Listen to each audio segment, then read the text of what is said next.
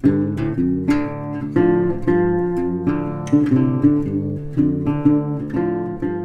again, and welcome back to QEDTalks. It is your host, of course, KedHub once again, and I've got yet another nerdlet here. This time in the way of BadHairGaming. So welcome, BadHairGaming, QEDTalks. Thank you. Much appreciated. I've been eagerly awaiting this. I feel like we're going to be famous from these. Yeah. Everyone's really, like, it's not just that they're, like, sort of fun to watch or like, educational in some places, or maybe they're not fun to watch. I have no fucking clue. But they're fun to do. Everyone's having, like, a real, like, kick-ass time being part of them.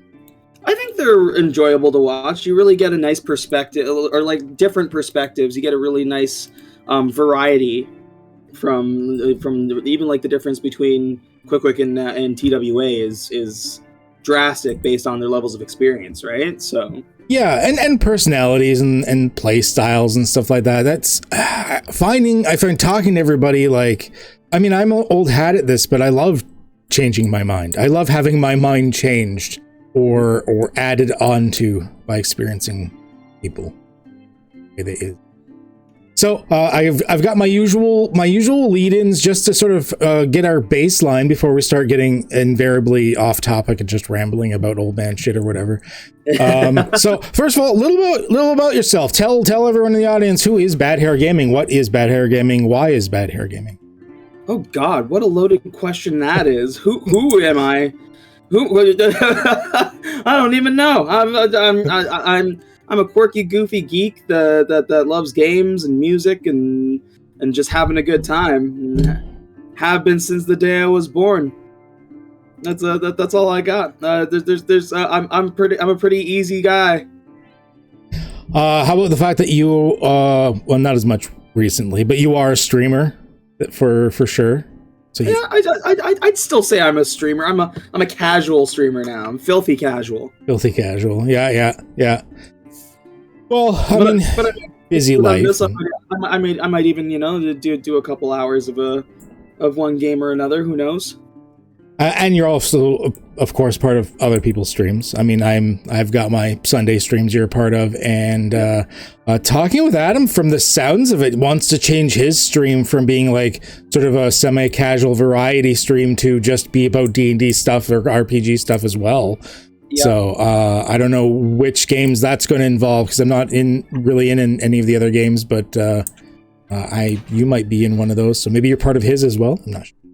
Well, I'm just temporarily in a Saturday game right now, and I was in his Monday game, but I ended up dipping out of that. And then I'm in. He's still got this, like, the second half, maybe. I don't know. Our group's not doing well, but the Rick and Morty one shot. I'm in that on Tuesdays. Oh geez, yeah, that's what we're doing on Saturdays right now. Yeah, so I'm in the, like, other bit of that. It's definitely been, like, a different experience being a player in that module as opposed to being a DM. So I knew nothing about it, which was super nice going into it. I've got to say, our group is interesting. I don't know. I'm not used to, like, a competitive style of D&D. These days, I'm used to everyone wanting to work together. So when I'm having other players, like, willingly, like, trying to, like, backstab me over treasure and shit like that, and then they wonder why, when they all TPK'd, I was the only one that lived, because I stayed the hell back. Yep. So yeah, it's been an interesting game, but it's chaos. It's Rick and Morty. I mean, you're not taking it seriously. Not that I want to take any of the games seriously, anyways. So to get to our baseline questions then, how did you first hear about RPGs, most likely Dungeons and Dragons, but about RPGs in general? Like, where did you first hear about it? I mean, I've been playing RPGs, like, thinking about video games, I've been playing RPGs my whole life, like, from the early Final Fantasies, like the SNES, Final Fantasy 3, Final Fantasy 4, Legend of Zelda. Like, a lot of those were early inspiration for role playing. I didn't really get into D&D until high school, maybe a little bit earlier. We had, like, kind of played with it, and with, like, my neighbors, we played a little bit with it, but, like, nothing too serious. I think the very first like serious campaign that I was in was one of yours. That was the Dragonlance. Oh, Tales of the Lance. Yeah. Oh yeah. That one did go on for a little while. Mm-hmm. And even, I mean, that it left a really great impression on me, because after that, like, I carried that character with me for like 3 different campaigns. Oh, that's super nice. Mm-hmm. That's super nice. Yeah. That Noir of the Black Tower, he was converted from, what was it? I think it was 2nd edition we were playing, or was it 3.5? I can't remember. I think it was 2nd edition. It was Advanced Dungeons and Dragons 2nd edition. So that character went from being a 2nd edition character to a 3.5 character to a Pathfinder character to a 5e character. Holy shit, it's just traveled through the times. Yeah. Oh my gosh. Yeah, I've got a couple of characters that are kind of like that. Sir Valentine Gallant started out, I think he started out as a 3.0 character, and then he was a Pathfinder character, and then I played him as a 5th edition character, just because everyone has a lot of fun when I play that character. So I like to bring him out as like an intro if I'm joining a new group sometimes, or stuff like that. Sometimes you just have those characters that follow. Yep.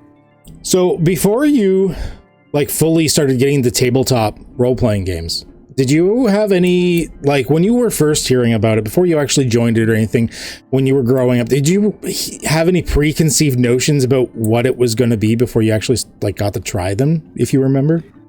Here's the thing, in spite of growing up in a Catholic family, I didn't experience satanic panic with my interests. So I knew a little bit about it from whether it be from media or just like, you know, being in a comic shop or in a game shop randomly and maybe picking up a book to like check it out. Little bits, right? Not so much, like I didn't have a whole picture, probably not until, I'll say like in late grade school, early high school, when we actually kind of started trying to play. It's a different experience when you're just trying to just futz around as a bunch of just kids. Which can still be super fun. I remember having tons of fun just with stupid ass shit. For us, we weren't satisfied with like high fantasy or like you're just elves and stuff like that. Like we were so into video games that we wanted to like try and like adapt our own systems and make our own like video game characters and stuff like that, right? Mm-hmm. I think the closest thing like we did the old Dragon Ball Z RPG.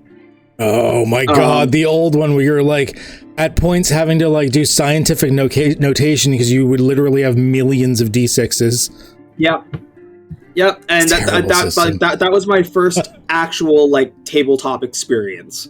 Wow. Was doing a short DBZ campaign. That system was horribly broken. And it was not in the greatest way. No.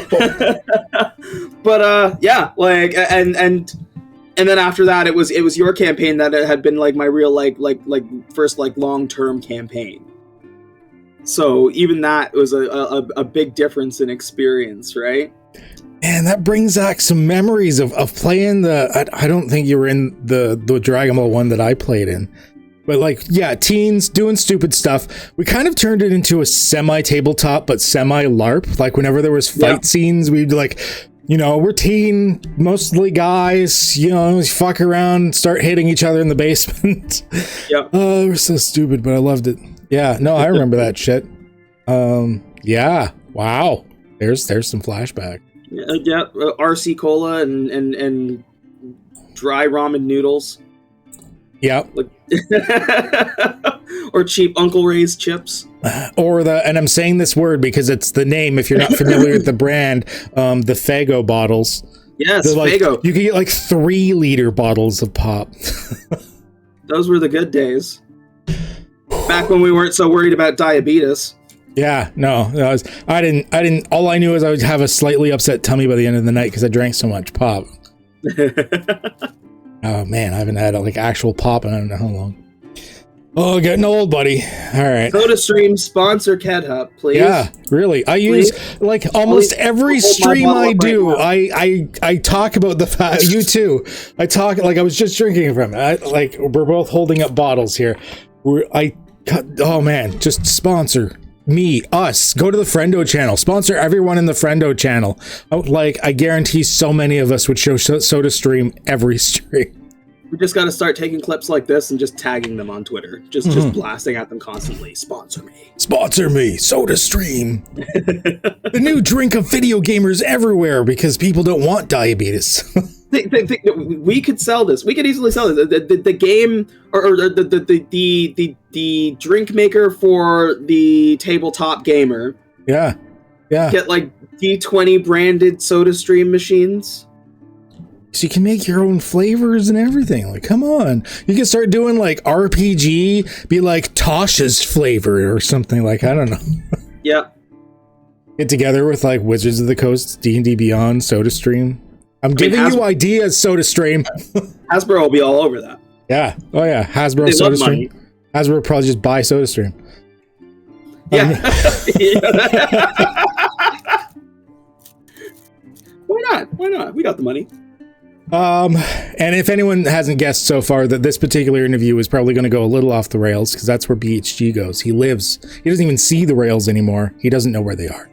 I'm not as much of an agent of chaos as Quick, but I like to keep it fresh, you know? Gotta keep it exciting. You know what? You say that, but sometimes, in games, sometimes you are more of the agent of chaos. I mean, I derailed a one-shot with a giant wooden penis. That's true. I didn't get to actually see all that because I was too busy. I didn't get to be in it or anything, but I saw snippets of you just wrecking a one-shot with using legitimate D&D rules to make a giant wooden penis. That's true. Yeah.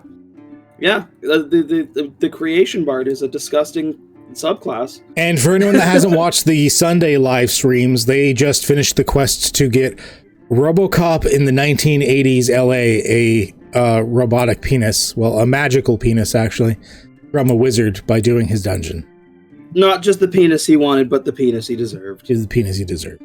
So, we haven't put aside these teenage horribleness, but we just accept it and embraced it because who cares? As long as we have fun. And that's what the group wanted. That's the thing. Like, some people live vicariously through their old selves by, buying a motorcycle. For us, we just make dick jokes. Yeah. We didn't have to grow up. We really didn't have to. I'm not like, oh, the high school is my best of years.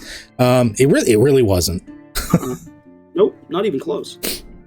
There were some fun moments, but it really wasn't my best years or whatever years I'm currently experiencing. So your first system was in that case it seemed like it was AD&D second edition, like the old timey like me. Actually, technically my first system was the original. The first books I ever got was the red box set, but I didn't really play with it that much. I kind of jumped into second edition of it. Now, having played through multiple editions, like you've played through like basically all of them at this point, what are some of the things that you think have really progressed for the good in D&D, and what are some of the things you think we might have lost along the way? I think that as both a positive and a negative, it has become a lot more accessible and friendly to be able to learn. I'm not a math guy. Some people, it's intimidating. Even to think of simple addition and subtraction, it can be very intimidating. Mm-hmm. And back in the day, the systems were a lot more crunchy, where you needed more, not a better understanding of math, but like you needed to have that certain thought process. Mm-hmm. Of where you like from your where your stats go to your damage. It mattered a lot more. And it's not to say that it doesn't matter now, but like I find 5th edition so easy to be able to introduce anyone to. Mm-hmm. And it's a very much a play on like 4th edition. They wanted to make it feel that way, but they made it too much like a video game. It was World of Warcraft as opposed to D&D. It was just too bland or samey for all of the characters I found. That was my thing. But at the same time, we took a lot of really great elements from that, like action sequences. Yeah. Or like action challenges, I should say. And that concept of accessibility and friendliness for the player. The player shouldn't have to be stressed out when they sit down at a table for the first time. It shouldn't be, there shouldn't be so many nerves as like, oh my god, what if I don't know how to roll this and that and the other? And 5e does that, where it's very simple, where you can roll your stats, and it's easy to learn along the way as you're playing. No, I fully agree on that one. Second edition had its own messiness, I want to say, about it. Like, it was kind of haphazard all over the place. I actually consider third edition worse. Even though we had a ton of fun. Like, I liked third edition. But for people having to know the rules and stacking bonuses and everything like that, I think third edition to Pathfinder, like, I think those were worse, because my character sheets, I started literally just printing out like spreadsheet graphs to like deal with all of my bonuses in third edition and Pathfinder, because it was just so much stacking shit. And then like the sub-nested feat chains and everything that you pretty much had to pre-plan from level 1 to 20 before you even started playing the game. Prestige classes. Yeah. like if you want to... Go ahead. Oh, I was going to say, I love subclasses and how they have it set up now way more than I did with prestige classes.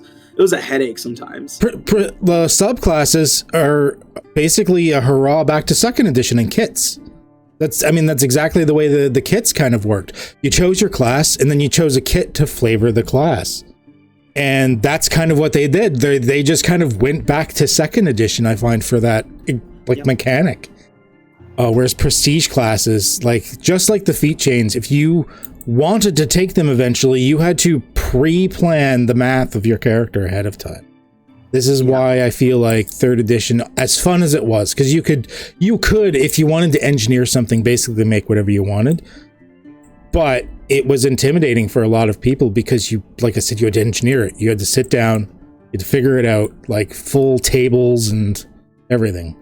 And that's why I think we're seeing that kind of renaissance now with D&D and tabletops, aside from Critical Role, D20 or Dimension 20, and like the shows that are bringing people in. I think it is that like anybody can sit down at a table. You could, or people shooting the shit can say, oh, I really wanted to run a campaign or something like that, and they can sit down and plan it out in a night.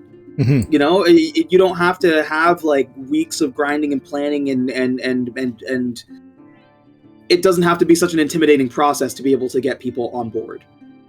Exactly. Yeah, it is a lot easier to DM, to run a game, to get the game together. I mean, even like planning that encounter I did for you guys last night, the basically dungeon of Muldoon that you guys went through, where it was like basically the character was the DM and he didn't know what he was doing and stuff. Aside from the fact that I made the map, there was very little planning. Yep. Like, I made the map, threw in some random shit, and like that's it. I didn't have to do much pre-planning. Really good. Yeah, you couldn't do that in earlier editions. No, you could get away with.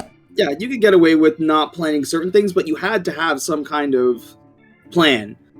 Yeah, because in 3.x, which is I'm including Pathfinder in that, there was so much math and balance, you had to pre-plan that. In second edition, you had to pre-plan it because of the sheer lethality and stupidity of some of the rules. Be like, oh, a ghost sounds cool. Oh, what do you mean he de-levels the character? Oh, fuck off. Yeah. So you really had to know what you were throwing them into at the time. These days, it's a very different mindset on how the games are run. Sorry, I was gonna say, I like even like with a more threatening campaign now. If I kill a character, they take a half an hour or 20 minutes to half an hour to put their character together while everybody else is dealing with nonsense, and then jump right back into the fray. Yeah, exactly.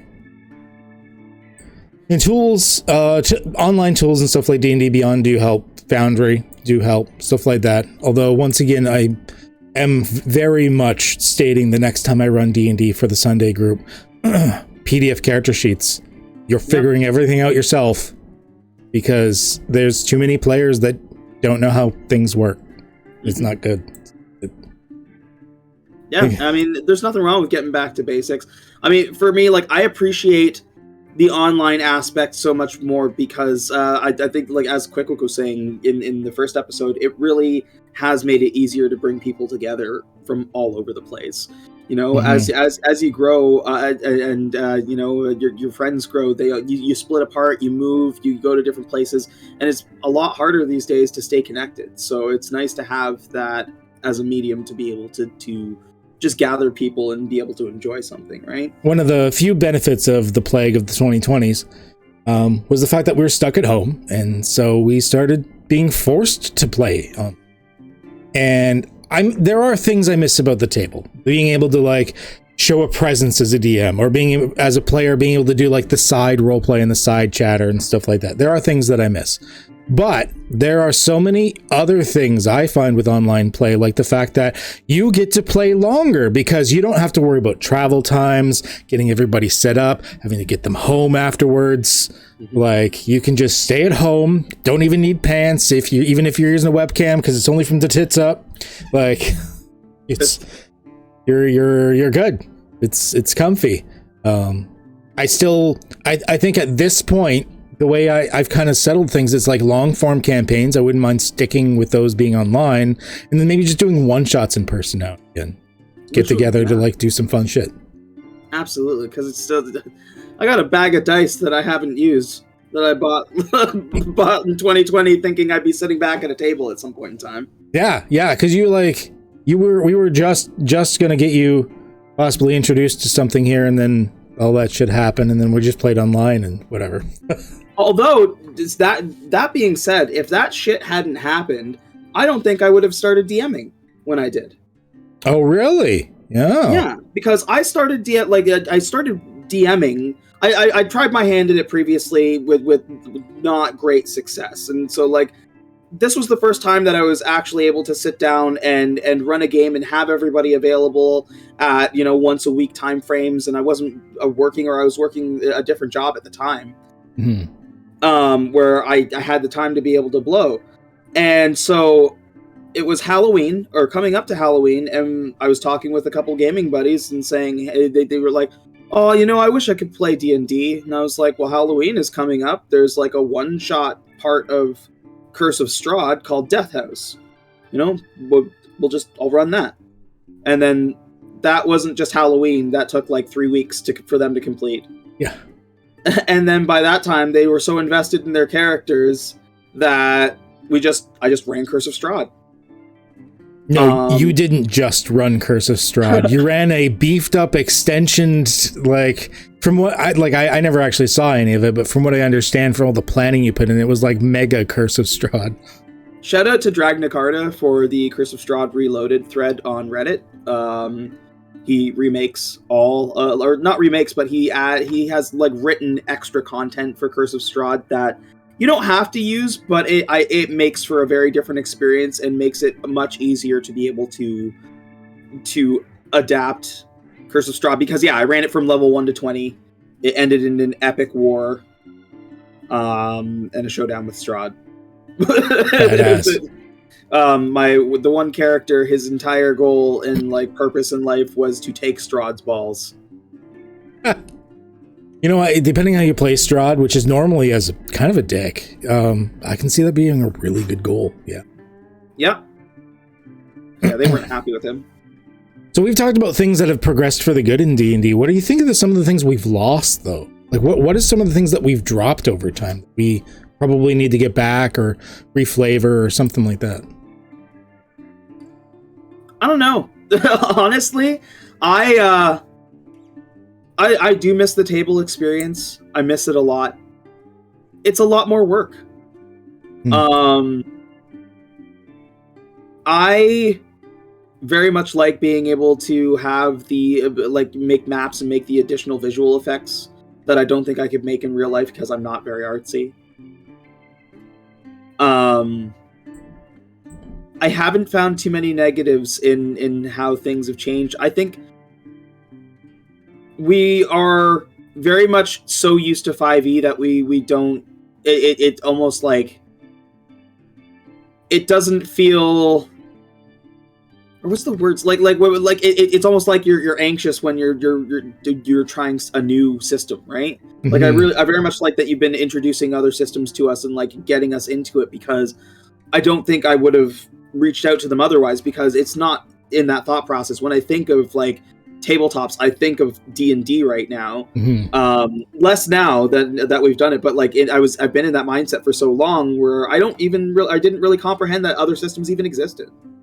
I think to me that's the same point. I don't really think that there's much that we've lost per se that we haven't really kept in one way or another or improved upon, except for that one thing I missed from like the 90s. If you were to go to an RPG convention in the 90s and say, oh yeah, we're at a Dungeons and Dragons table, people would be like, oh, you're still playing that dying game? Because they'd be like, no, there's all these other RPGs out there. Why are you still playing Dungeons and Dragons? Whereas nowadays, everyone's like, there's another game? Yeah.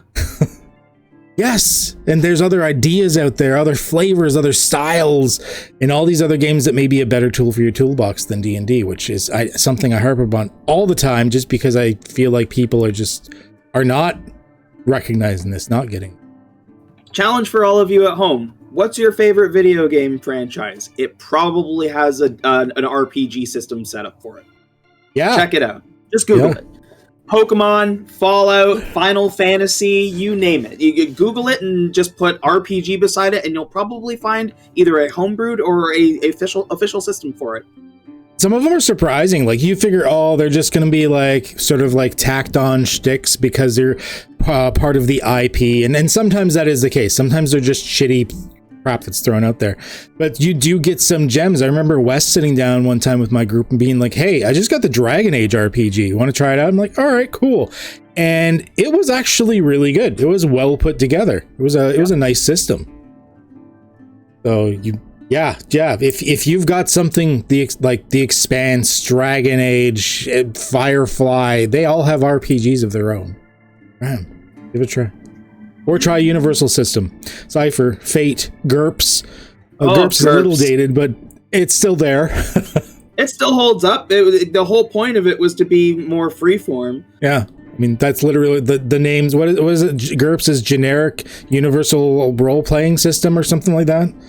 Something like that. Yeah. It's literally the entire point.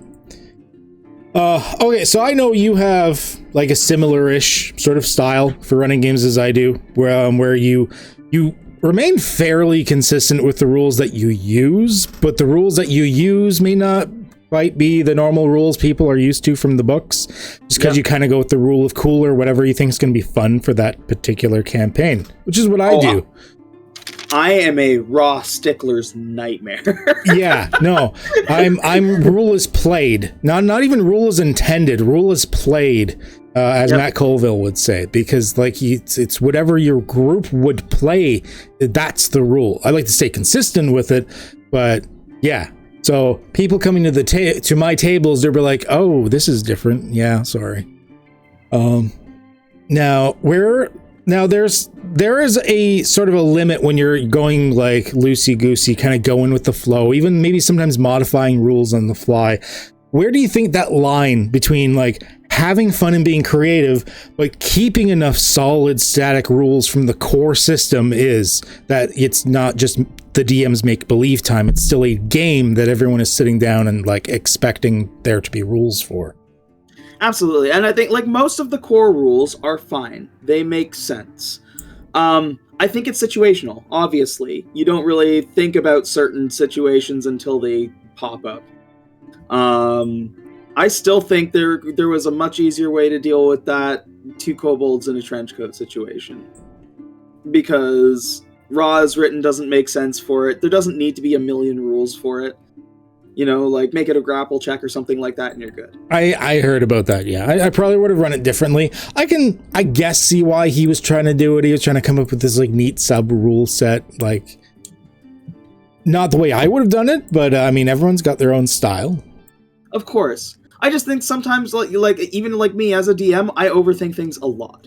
You do as well. I think it's a universal thing that we will sit and try to put more to a situation than we actually have control over.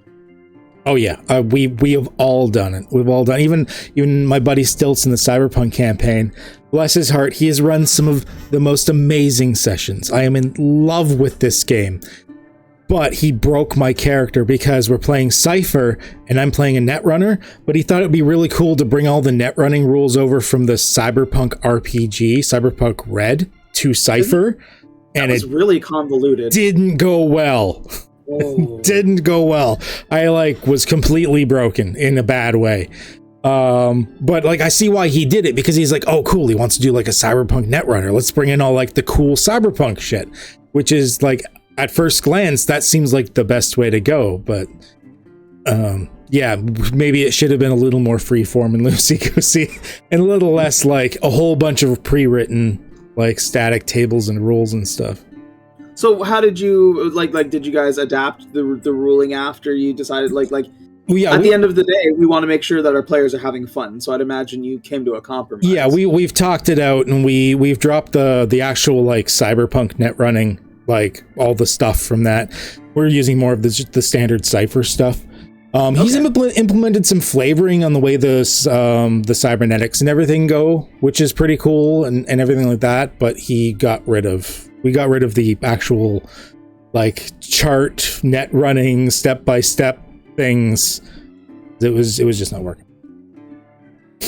I'm glad. Yeah, from what I've seen, you guys have had a fairly fun campaign with the Cyberpunk one. But we've all had little things like that, in the Numenera game. And this isn't something I created. The crafting system for you in the Numenera game. I was super excited to try it out. I'm like, all right, cool. It's Cypher, which normally the Cypher crafting system is literally just make these 2 checks. Did you do it? Great, you made something.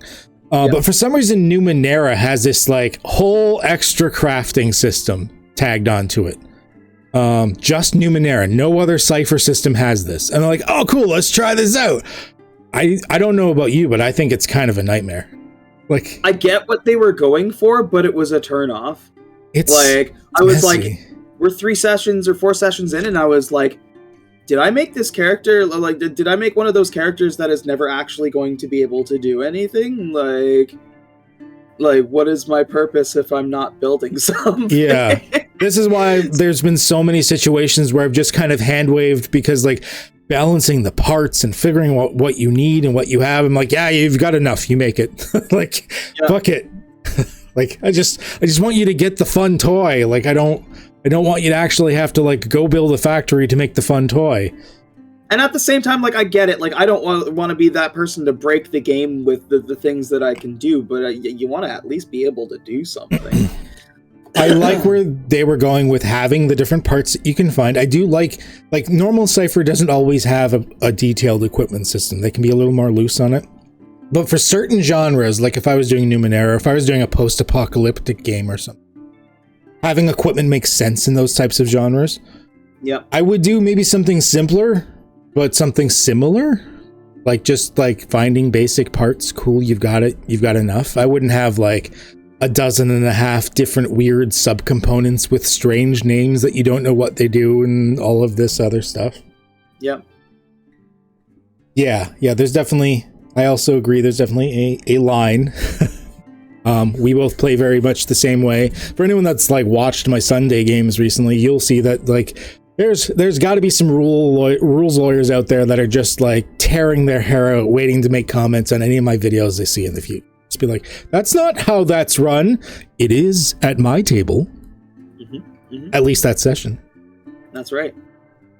That game is supposed to be over the top. So sometimes things get fast and loose.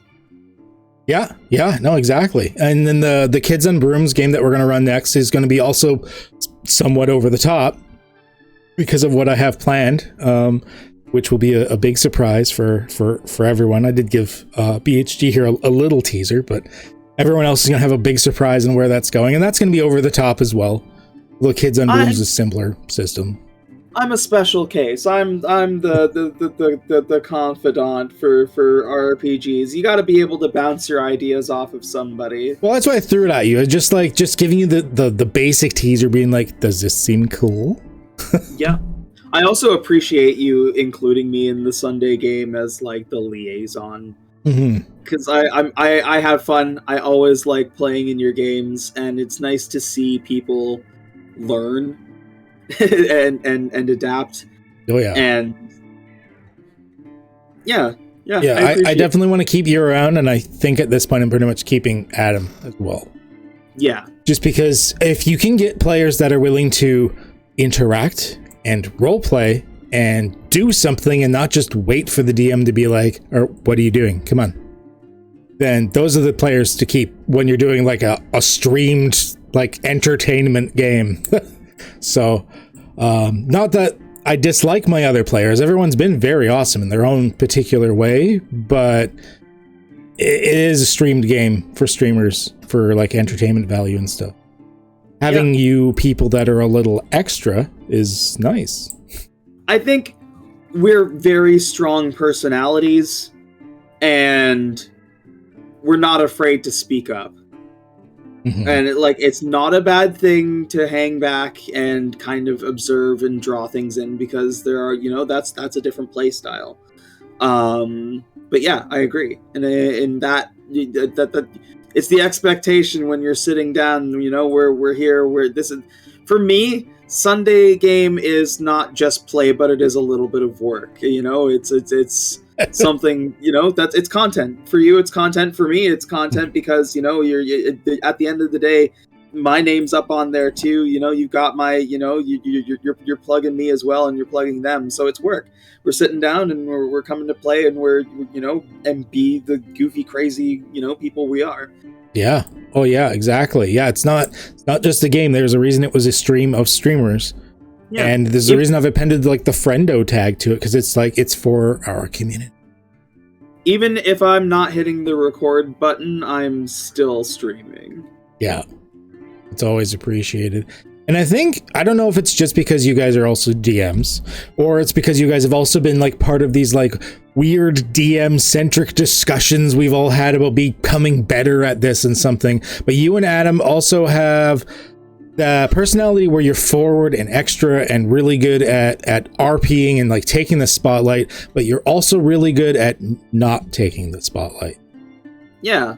Sometimes you have to kind of hang back and let people have their moment. Like last night, your character was definitely in the spotlight a lot, but I feel like in the session before that, I feel like you had actually like retreated a bit. You had actually let other people you were there sometimes, or you were there dragging someone else in the spotlight.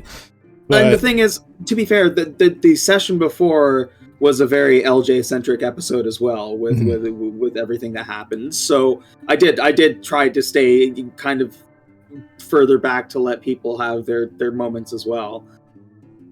Yeah, you've done Adam's done the very same thing. He's very good at, as he mentioned, which he came up with like a brilliant thing. Like this, I'm fully crediting Adam for this. He's like, what makes you a good player is getting involved. What makes you a great player is getting other people involved with you. Yep. Yes, thank you. That man is quotable. I'm gonna have a bunch of Adam t-shirts by the end of the year. Yeah, as I was saying in my interview with him, I'm like, my toxic level of masculinity is super threatened by how quickly he's taking to these things. It took me years to get to this point. Yeah. God damn it, I just gotta stop involving him. Make myself feel better. I need to get more terrible people around me so I look better. That's the Sunday game in a nutshell. We've gotten really lucky. I don't think we even once have had anyone in the Sunday game I legitimately say I would never play games with again. I don't think we've ever had anyone in the Sunday games I've actually had an issue with, say. Yeah, everyone's been really good. We've gotten really lucky, unlike some other campaigns we've been in. Yeah, there's good and there's bad and there's ugly. And yeah, we've seen it both at the same table and at separate tables. Now, I'm actually going to rearrange some of my questions there, because this almost leads into one of them that I was going to talk about. So you and I have been in a very wide variety of games over the years. The good, the bad, and the ugly, so to speak. Many of the worst ones being public games with people we don't know as well. Yep. just so, just so we can learn from all of these experiences that we had. What are some of the worst mistakes that you've witnessed in a game that you've been in? And how could we like fix these types of things? Oh God. There's a lot. Here's the thing. I don't think DMs today realize how many resources they have. A lot of the messy games we have been in, especially lately, have been online games where they're not really used to the online aspect yet. Mm-hmm. But that's not the part of, the problem with the online aspect. That's not them, or that's them not taking the time to learn a new way. I guess, some people are kind of stuck in a certain mindset where, like, there is so much available to us. And again, for me, as I said, I'm not a very artsy person. Like, I like to color, but I can't draw. I can't draw to save my fucking life. I very much appreciate the resources that I have available to me. So, things like Dungeon Draft, Foundry, so that I can actually bring visions to life. That's, I think, another thing that really deterred me from DMing back in the day is that I didn't feel like I had the creativity to be able to provide that kind of experience. Mm-hmm. You raise the bar pretty fucking high, so like, I can provide that experience now. When I genuinely believe when people are saying, man, that was a really great game. It feels good to be able to provide good experiences to the players. I agree. In a lot of these, the people are they're not taking the time. Now, I know there's a lot of movements out there of people being like, you don't have to prep forever for your game and stuff like that. You don't have to spend a week-long thing just to prep for a 3-hour game. And I fully agree. You don't have to. But at the same time, that doesn't mean you don't put prep into your game. I think it's a lot of like, I don't want to be a gatekeeper here. I'm trying not to be, but it's a lot of like video gamers coming in and being like, oh cool, we just sit down and we play.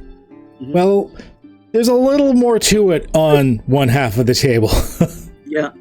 You don't just sit down and play. Like, depending on the system, I would say with some systems you actually could just pretty much sit down and play for the most part, as long as you've got a structure and what you're aimed for.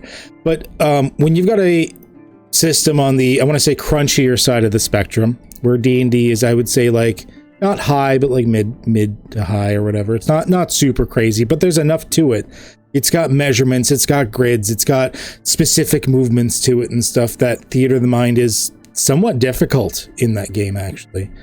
You can't just sit down and be like, all right, let's go. Not as easily. You can, but not as easily, and the game won't be as good without some planning. You gotta. I agree. It's just not spending the time. You can't have everything now, people. Gotta take some little bit of time for it. Yeah. I don't care if it's a one shot or a couple weeks or a full-on year-long plus campaign. Take that bit of extra time. You're it's not just about the narrative, it's not just about the picture, it's the whole. It's the closest I can do to like making my own movie. I'm casting these actors for this setting, and then as opposed to having a script, I'm just saying, go. Yeah. What are you doing? And so for that, like in that simplicity, every little bit that I can add enhances that experience for them, and when they enjoy it more, I enjoy it more.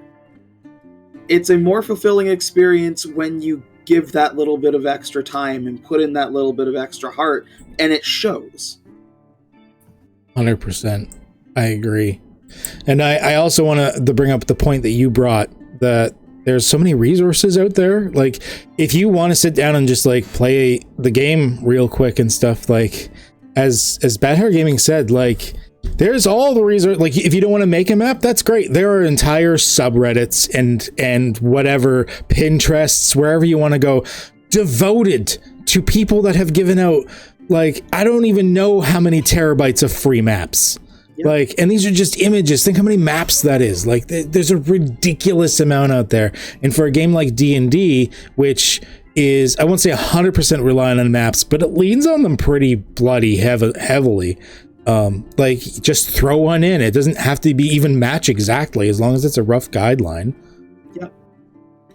Like, just, you've got so many resources out there, as BG said, just so many free things. You literally have entire adventures for free, written by wonderful people on like DM's Guild or Drive Through RPG. Just a little bit of searching, little bit of looking. Yeah, or ask questions, because if you haven't, maybe a DM who is around you has. Maybe they have something that they can provide to you. Yeah, exactly.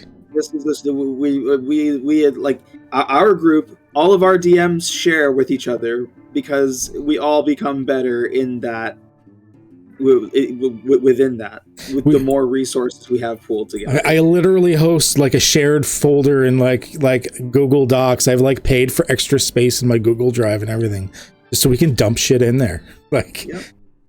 Like we've got books. I've made like generic maps, because I am a bit artsy.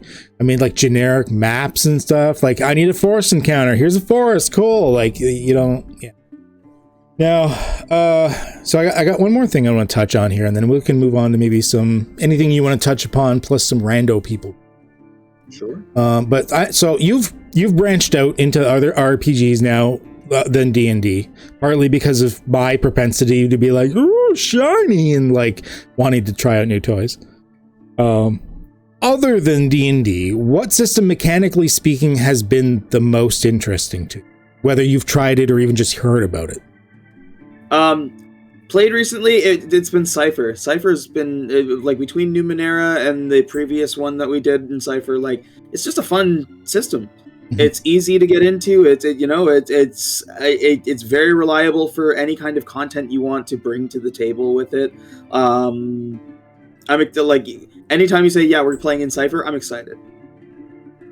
Just as excited as I get when we play D&D campaigns. So I mean, like, it's fun as hell. The one that I would like to try, that Rose was posting in the chat, the Fallout RPG. I'd love to play a Fallout campaign. That sounds amazing. I mean, we all love Fallout. Maybe not the most recent games per se, but we all love the Fallout universe. Yeah. And I know nothing about the RPG, but from what I've seen about reviews for it, it's getting pretty favorable reviews. So, I mean, if there's some mechanics I could steal from it, or ideas or play styles or something, I would love to experience that. Yeah, for sure. Yeah. Now, so D&D is still one of the main systems that you run as a DM. And frankly, I'm super excited to get back into your Ravenloft campaign. I really miss playing Teacup. But has learning other RPG systems modified the way you play D&D 5e at all? Yes. I think I am more open to giving, not like I don't play with experience, I play with milestones. I think it's just a lot easier. I think most people do. But I like to reward my players in other ways for being clever, beyond just inspiration. Mm-hmm. Whether it be somehow they get an extra boon or a cool item that's just geared for them or something like that because they've done something special. I think Cypher has changed my mindset about how you can reward your players, as well as like kind of draw them into their own punishments.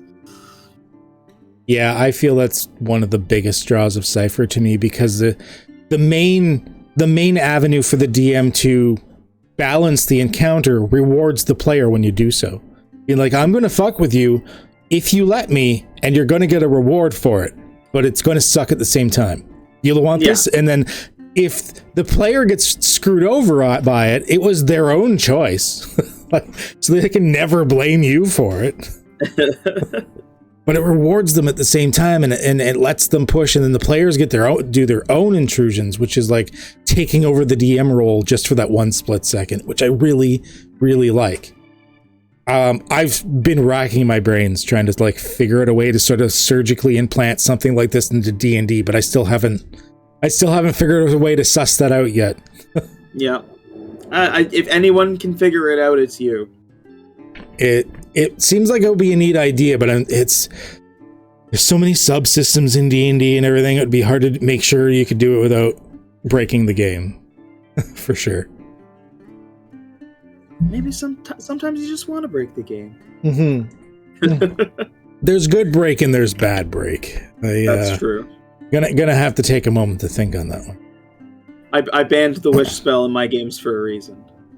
Yeah, you have like a completely reworked thing to instead of wish.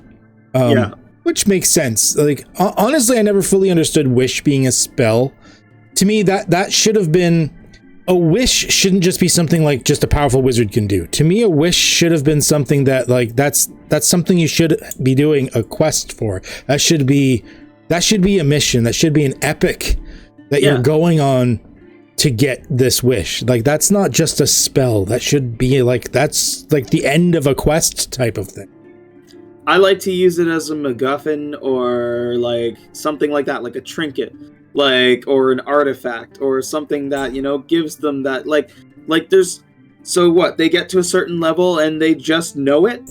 They don't have to study for it. They don't, you know, they just know it and can just cast it and with pretty minimal repercussions. Like and with Wish, and then there was a cleric version of Miracle for the longest time.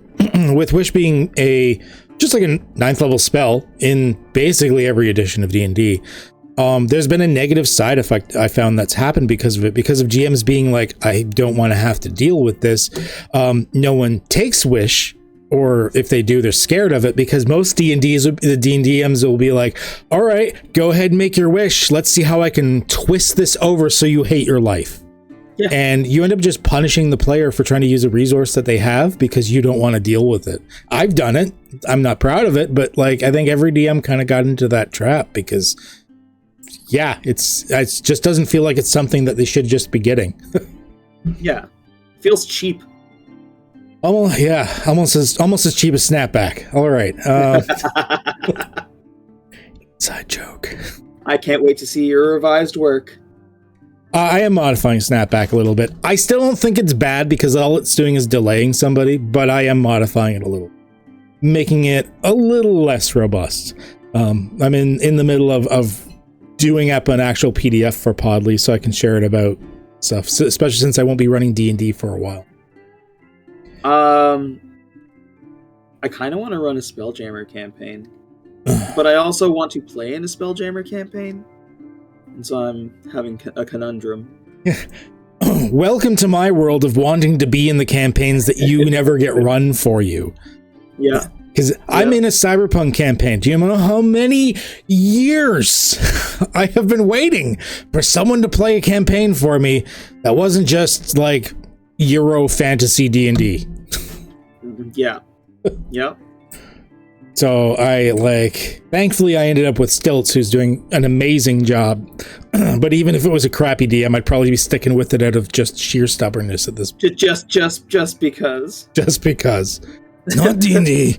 I don't dislike D&D. If I was stuck with only D&D being like the last RPG on Earth and that's all we could play, I'd still have fun with it. We'd find ways to have fun with it. But it isn't. So... All right. Well, it's getting about to that time. Time has flown. So we're gonna move on from any other questions I had and get to some rando people questions. Is that before we do your rando people questions? Okay. There is one question you didn't ask me that you did ask the other guys. Oh, okay. What is this? And it was about a serious campaign because. Oh yeah. I am the whimsy. You know what? I do bring a lot of that random chaos to the table, but I do miss a serious like scared, like balls in your chest, terrified that you're gonna die campaign, and we haven't had one in a really long time. Really? I gotta be honest, I didn't think about asking you that because I just kind of assumed that your play style was just like you liked the slapstick, happy-go-lucky type of games. I never even thought about you might wanting a more gritty, serious, dark campaign. I think like even in the gritty ones, you still have funny moments. Like you can't take the comedy out of some people, but yeah, like not like I do love that style of slapstick and comedy and like the Monty Hall where you give them all kinds of crazy shit so they can do weird, crazy superpower stuff. But sometimes it's nice to the grit is nice. It there's nothing wrong with contrast at all. I miss the Dank Souls campaign. I wish there was like a second season of that because that was gritty. Yeah, me too. Unfortunately, Quickwick's been so overwhelmed with work. Like his schedule just keeps changing because he came like this close to wanting to run it for us again, like this close, and then all of a sudden his work schedule changed again. And he's like, "Damn it!" Yeah. Otherwise, he was going to be willing to do that. Now for the Cypher game, I plan on running after the Kids on Broom ones. I mean, in the end, I'm gonna let people sort of like vote a little bit on the world they want to play in. But one of the ones I'm voting for, I think, it's gonna be maybe not full on Dark Souls-esque, but like a low fantasy, a bit more of a gritty thing, actually, with sort of like a Viking theme to it or whatever. So I think especially since we've been doing a lot of these like campaigns to like bring in newer players and to show them things. That's part of why Whimsy works so well, and like that lighthearted like slapstick works so well because it eases them in. But like, yeah, let's take some of those players, bring them back, and like show them the hard shit. Like, yeah, where you're on the seat of your pants, where you never know what the next move's gonna bring, and where you have to be actually mindful of the choices that you make. And I think that stuff could work just as well in Cypher. I mean, making a Cypher character is literally you choose 3 or 4 things and then it sort of goes from there. Yeah. So that's not too bad. I could see that working. So we'll see. Hopefully it goes that direction and it'll be interesting. But yeah, thank you for reminding me about that. I never even thought to ask you about that. About your, like, how much do you like a serious campaign versus like a whimsical comedic campaign? I miss a serious campaign. You don't get them very often. No, it's weird. Despite the fact that like my last X number of campaigns have been kind of on the whimsical side, that's actually not my preferred play style. But that seems to be the preferred play style of most of the players at our table right now, and a GM, at least hopefully worth half their salt, is going to adapt to what everyone wants. So like I can do the whimsical stuff. I'll admit I'm actually pretty decent at it. But I actually really wish I could run a serious game. So we'll see if we can do a moderate tone. Maybe we can have a compromise. Yeah. Okay. What do we got for random ass questions? Okay, here's one from Hurrah 1991, which like I see that number, I'm like, oh, they're so young, and then I'm like, no, they're even in the US past their drinking. Yeah. Hurrah 1991. We decided at the beginning of the campaign that we would reward players that do good role playing. I like this already.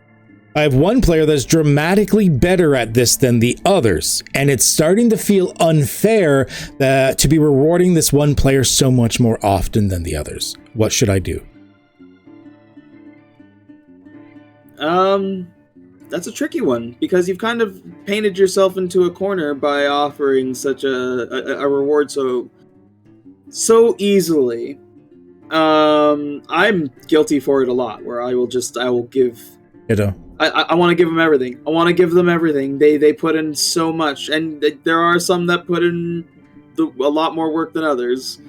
But you can adapt, especially agree at the table. It seems like you're getting it a lot. Maybe they need to let a couple people shine more, or they need to step it up so much, or if the bar is here and that's what the reward is, then they need to raise the bar here the next time to get that reward. Maybe you need something a little more spectacular to be able to reward that player. You don't want to take it away, but you want to parse it out so it doesn't feel so uneven. Yeah, I gotta admit, I'm split on this one. Because on one hand, I do feel like if they have worked that much harder than the other players, then yeah, they deserve the reward. Maybe the other players should step it up a little. But on the other hand, there are negatives to this, because one, I mean, not everyone, like, you want to play with your friends, not everyone is as open. If maybe they have some sort of like an emotional diagnosis or difficulty, or they're on the spectrum or something, and it is difficult for them. You don't want them to feel punished for that. But at the same time, like, there are ways to work around it. Like, it's a complicated situation. He doesn't mention what he's rewarding them with. If it's a really minor reward, I probably wouldn't worry about it.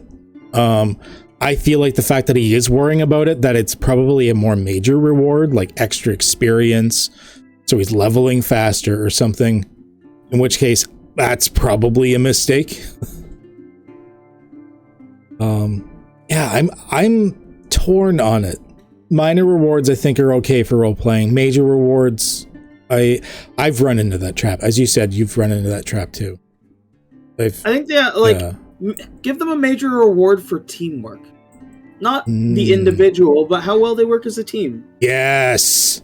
Give them minor stuff sometimes for when when they shine. We do it, somebody does something spectacular that is very much in line with their character, or something that just blows your mind. You give them the inspiration. If they work together great as a team, shower them with riches, but make them feel that equally. Yes, lift as you rise, as I keep saying lately. Ever since I heard that, I'm like, I love this statement. Lift as you rise. Or like, I mean, I feel like this is good mindset once again, where you play games other than D&D. Because in Cypher, like, if you accept an intrusion or something, you get an experience point, and then another player of your choice gets an experience point. So even though you're getting the cool moment, another player is drawn into that cool moment some way. Yeah, like, exactly. Yeah, share it. So I really like your idea of changed, modified a little bit. Don't just be for role-playing, be for role-playing teamwork, be for dragging people into the spotlight with you. Very good point. This is why I do these interviews. You people are awesome. So, I mean, I don't know if you're ever going to see this Raw 1991. If you do, awesome. Yeah, maybe modify it a bit. Don't get rid of it. Don't like, it sucks when you like give extras and then suddenly stop giving extras. This is why you see like power creep in video games. They give like a buff, and then whenever there's a nerf, people are like, oh, game's dead. So try not to get rid of it, but maybe modify it. Teamwork, like BHG said. Fucking friendship. Fucking family. Oh, fucking family. Fucking family. All right. Who else do we got here? Okay. All right. So a bit of a longer one, but I think we can handle this one. So this is from Strick Brickhouse. My players deny they're murder hobos. Okay. But they're constantly just agents of chaos. Okay, so far, average group. Got it. Recently, they murdered a couple of guards in the Queen's Castle just because the guards said something sarcastic at them. Okay, so Lem's in your group. But when they were arrested with overwhelming force by the Royal Guard, they said it was unfair and they had no way to win, quotes. How do I show them actions of consequences without seeming like the bad guy in real life? Kill one of them. just kill one of them. I don't know if it's because I'm old school, but actions do have consequences. Yeah. If you didn't want actions to have consequences, you're at the wrong table. Yeah, I'm not like, to a degree, yes, you want everyone at the table to have fun, and that should be your real goal. But at the same time, if everyone is just going to shit all over the game all the time, it is going to start affecting the game.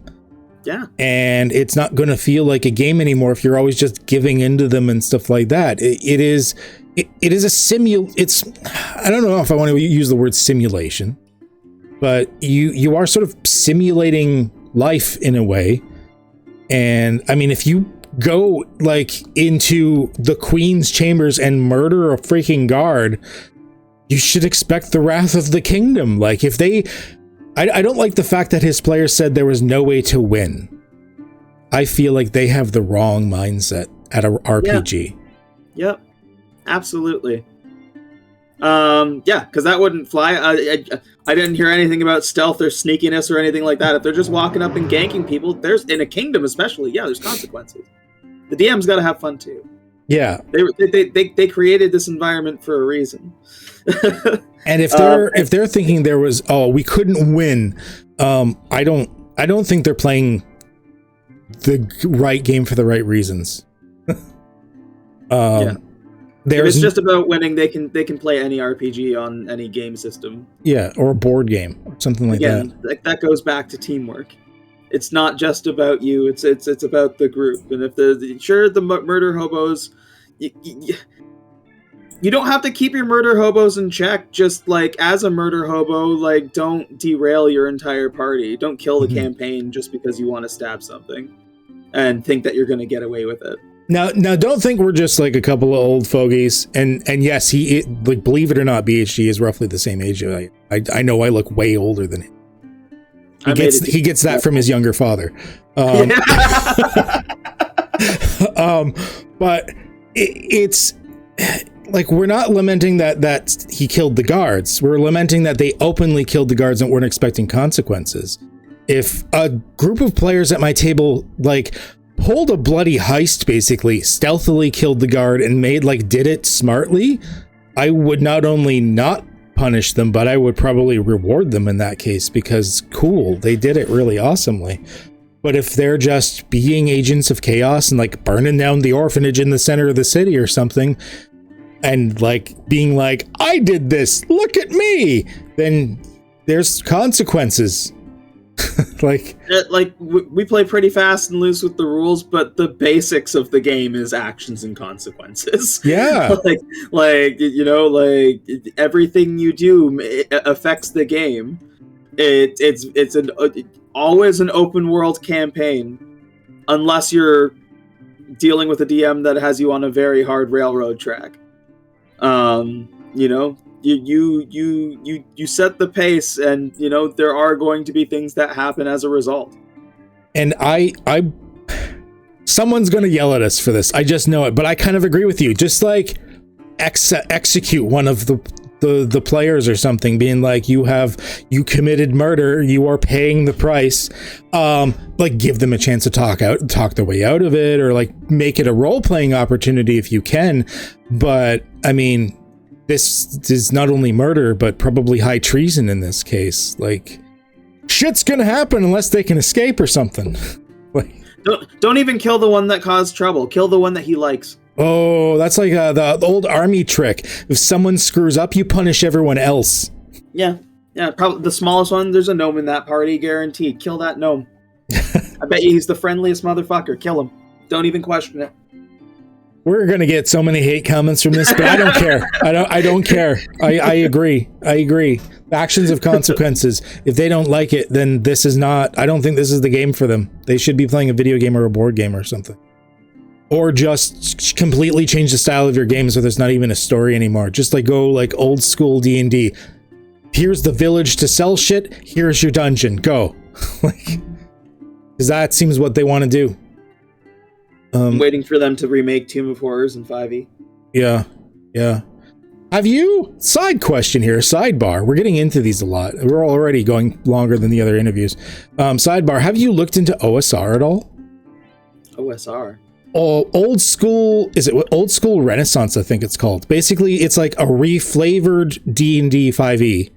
But to be more of, to fit more into the old school mindset. It's called OSR, Old School Renaissance, I think it stands for. I've been hearing a lot about it recently. I don't know much about it. That sounds interesting. Because it's easy to adapt to if it's the same basic rules. I think so. I got to look into it. I just didn't know if you had, but yeah, it's the old school. Like it's just called old school. It's either Renaissance or reboot, or I don't know what the R stands for. But it's old school something. Maybe the old folks should look in that. But even the newer players, I think, after we ran the dungeon slug, they're kind of chomping at the bit to just kill some shit. Yep. So that dungeon slug, we all love dungeon slugs. yeah. I mentioned on the channel before, that's we didn't get into it much, but basically we made, as a group, like we all sort of shared ideas into it. We made like a D&D roguelike version of it. Not exactly a lot of RP, although we still get snippets in because we are who we is. But it's you start in the tavern, you get your shit together, you pick which one of your characters from your team that you're going to send in, and then a bunch of random stuff is rolled, like maybe the level's upside down, or everyone can phase through walls, like you never know. And then each person gets their own random roll, like maybe you roll knife hands, or your hands are knives, like you don't know what's going to happen, and it's wild, crazy. So we are beyond the hour. We're doing good. I figured it was going to be like this. I had to trim things. We get to talking, and it happens. You and me sitting and talking about table talk, we could do this all night. Yeah. Oh yeah. If it wasn't for the fact I'm trying to keep these around the hour mark, and right now we've just got past 70 minutes, I'm like, okay, I guess we gotta cut.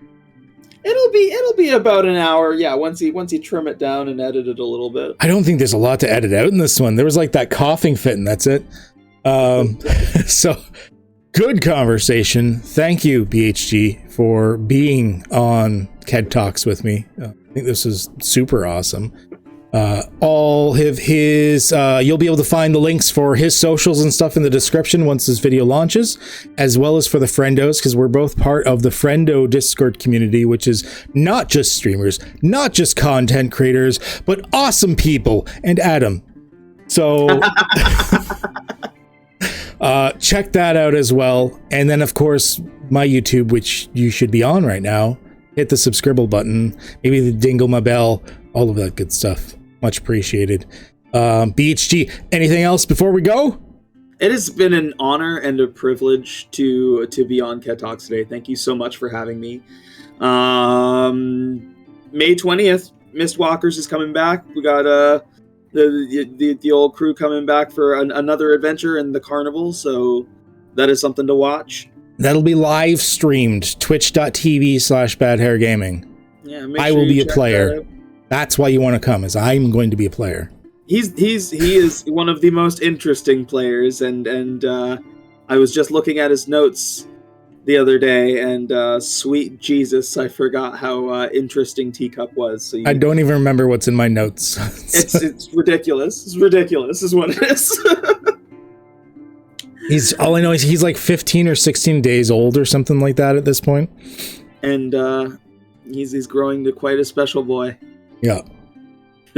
So thank you for being on QEDTalks, and I believe that's all we got for now. So as always, stay healthy, stay safe, have a good one.